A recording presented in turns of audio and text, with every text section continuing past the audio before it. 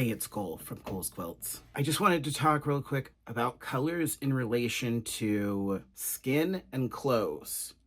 So the background of the Santa quilt along is pretty easy, and there's a lot of leeway when it comes to color picking. Like if you picked colors that were slightly different, it kind of doesn't really matter. It pretty much works because it's just sort of like blurry lights. But when you get into doing his like collar and the white parts of his outfit and his face, it's going to become a little bit more complex. So I wanted to talk a little bit about how I have it labeled and how you can make those choices. One of the things that I said in one of the other videos is that when you glance at it, it looks kind of like the colors are maybe grays and tans. But when you zoom in, there's actually quite a bit of difference between those grays and those tans. So if you look at this as an example, I have like a black and white version of the design, and I've picked out a few blocks to show you the actual colors. And so when you see it next to the black and white, you can see the hues, right? Because the black and white would essentially be if there was no hue, no warmth, no coolness. So we can see that in the area that's shadows, it tends to be more blue. In the area around the mustache, it's a little bit reddish, red violet.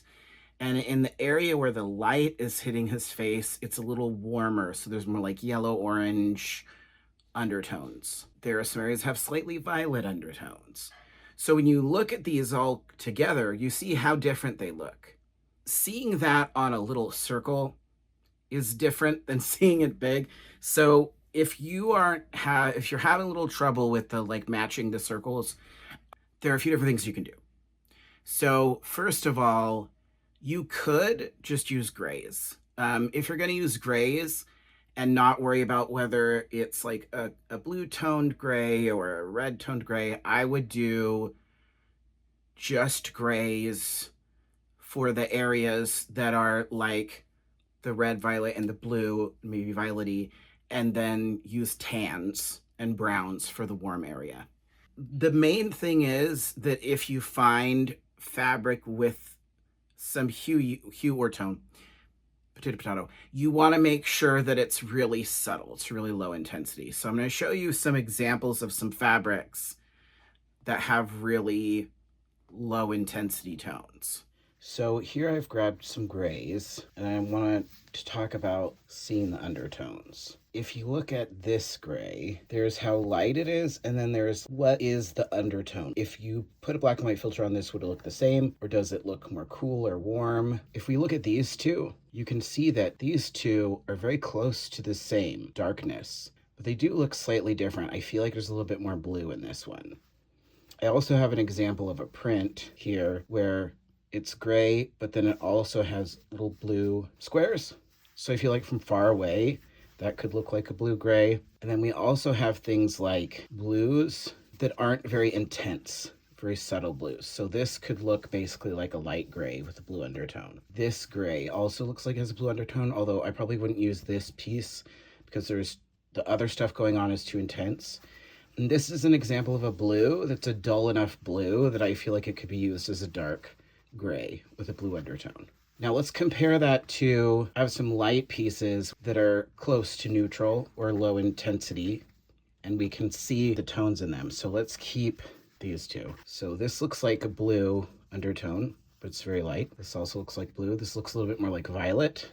And then we have these. So these are a little bit more like cream, and this one's sort of yellow. So these would be better to use for light areas on the warm side of the face. And these would be better to use for light areas in the cooler shadow part of the face. Then for some other examples, we have some neutrals that look more like brown and tan than gray. Usually if it looks more brown and tan, I would say that tends to be warmer. Gray tends to be cooler. For example, the undertone of this, I feel, looks a little bit more like yellow or orange. This is not as warm. This I see more orange. This is a little bit less warm. This one's really warm. So I wouldn't say that this is necessarily an orange piece of fabric. It looks like tan. It's a very warm tan. We can also look for examples if we look at fabric swatches. See what I mean by low intensity. If you look at something like this, so these are all oranges.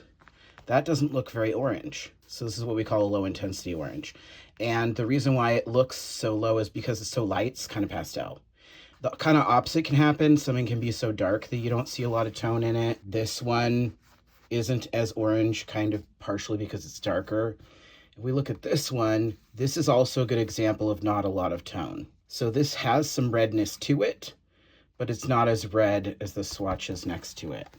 Also, these two, because they're so light, you see less red. Here's some examples with violet. Looking for pieces like this, this, this, this. So these are not a lot of violet. These are much more violet, right? So you're looking for stuff sort of like this for the grays. There are some like reddish grays around the mustache, where you might want fabrics like this. These lean more toward blue violet, so you're gonna see that more in the shadow. And then here in the blues, for the ones that are gray blue, some examples of something that'd be good for gray blue would be like this one, this one, this one. There's some dark ones, this one, this one. Do you see how those look less blue? Ones like this and this, that one and that one, that's very obviously blue, right? So that would be for things that are just labeled blue. Whereas one like this or this could be used for the ones labeled gray blue. I'll say this one and that one, maybe this one. If we look at some blue-green examples, this is a great example of one that could be used as a gray, or this one. And then not gonna see as much gray in the green. So then here we get to the actual grays. So these grays are pretty much smack in the middle. I wouldn't say that these grays are warm or cool. So you could just choose to go with regular grays for the cool side, or use some of these. There are some areas that do sit kind of right in the middle, and use something like this for the warm side. With these, you see you got a mix. This is a little cooler, this is a little warmer, this is a little warmer. So the way I have it labeled is GA for gray, N for neutral. So N is like browns, tans, peaches.